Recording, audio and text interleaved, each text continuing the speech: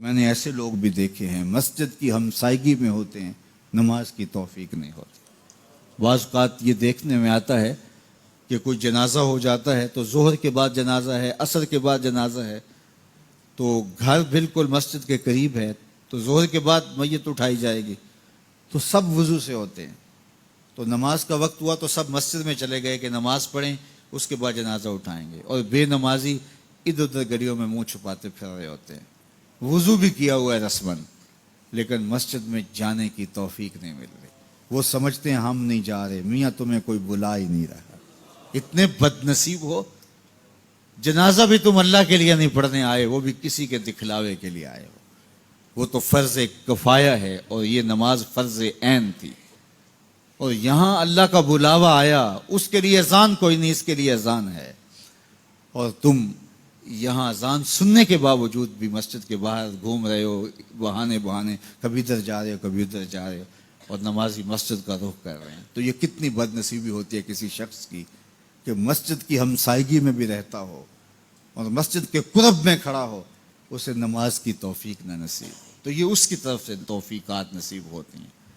میں ایک بات سنایا کرتا ہوں کہ لاہور جب بڑی چہل پہل ہوا کرتی تھی ہمارے ریلوے اسٹیشن پہ، تو بہت سارے لوگ ریلوے کے ذریعے آیا کرتے تھے، تو وہاں کلیوں کی قطاریں ہوا کرتی تھی۔ ایک بوڑھا کلی، ٹرین کا وقت ایسا تھا کہ وہ رکی آ کے، تو اس نے کسی کا سامان اٹھایا، تو میکلوڈ روڈ پہ جانا تھا، تو راستے میں نوری مسجد پڑتی ہے، تو اس نے کہا قریب آ کے کہ بابو جی میری نماز عصر رہتی ہے، تو ذرا 2 منٹ کے لیے رکیے، میں نماز پڑھ لوں۔ تو اس نے کہا ٹھیک ہے، سامان رکھا اور بابا جی اندر نماز پڑھنے چلے گئے۔ نماز ذرا اعتدال کے ساتھ پڑھتے تھے، رکوع و سجود اچھے طریقے سے کرتے تھے، اور یہ بار بار ٹائم دیکھتا ہے اور کبھی اندر جھانکتا ہے، تو بابا جی ابھی رکوع میں ہیں، کبھی سجدے میں ہیں، کبھی قیام میں ہیں۔ یہ کہتا ہے کہ میں عجیب مصیبت میں پھنس گیا کہ بابا جی نماز نہیں چھوڑ رہے۔ خیر بابا جی نے سلام پھیرا، ان کو تسبیحات فاطمہ پڑھنے کی عادت ہوئی تھی، وہ تسبیحات پڑھنے لگ گئے، تو اس کا پیمانہ صبر لبریز ہو گیا۔ وہ جہاں جوتے اتارتے تو وہاں جا کے اندر جھانک کے کہتا بابا آ بھی جا، تینوں کیڑی شے باہر نہیں آن دیندی۔ تو بابے نے یوں پلٹ کے دیکھا اور مسکرا کے کہا پتر جڑی شے تینوں اندر نہیں آن دیندی۔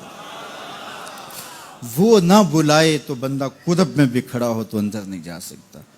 اللہ سے توفیق مانگو کہ ہماری نسلوں میں بھی کوئی بے نمازی نہ ہو، 5 گانا نماز کی عادت زندگی میں رچ بس جائے، ہماری اولادیں بھی رب کے حضور سجدہ ریز ہونے والی ہیں۔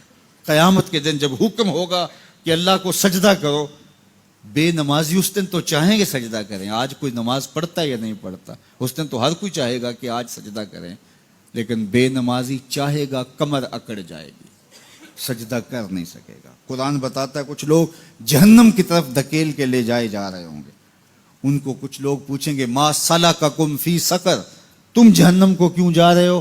تو وہ کہیں گے لم نک من المصلین، ہم نماز نہیں پڑھا کرتے تھے۔ تو 5 گانا نماز یہ زندگی میں شامل کر لو، کبھی بھی نماز قضا نہ ہونے پائے۔ قیامت کے دن بے نمازی کو اللہ دشمنان خدا کی صف میں کھڑا کر دے گا، جہاں نمرود کھڑا ہوگا، جہاں فرعون کھڑا ہوگا، جہاں حامان کھڑا ہوگا، جہاں قارون کھڑا ہوگا، جہاں دشمنان خدا کھڑے ہوں گے، بے نمازی بھی اس صف میں کھڑا کر دیا جائے گا۔ مجھے بتائیے ہم میں سے کوئی بھی یہ گوارہ کرتا ہے کہ حشر کے دن دشمنان خدا کی صف میں کھڑے کر دیے جائیں؟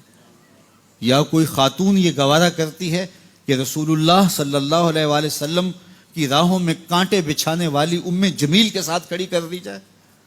تو جب ہم یہ گوارہ نہیں کرتے، نہ ہماری مائیں بہنیں بیٹیاں گوارہ کرتی ہیں، تو پھر نماز کبھی ترک نہ کیجیے، نماز کو شعار زندگی بنا لیے۔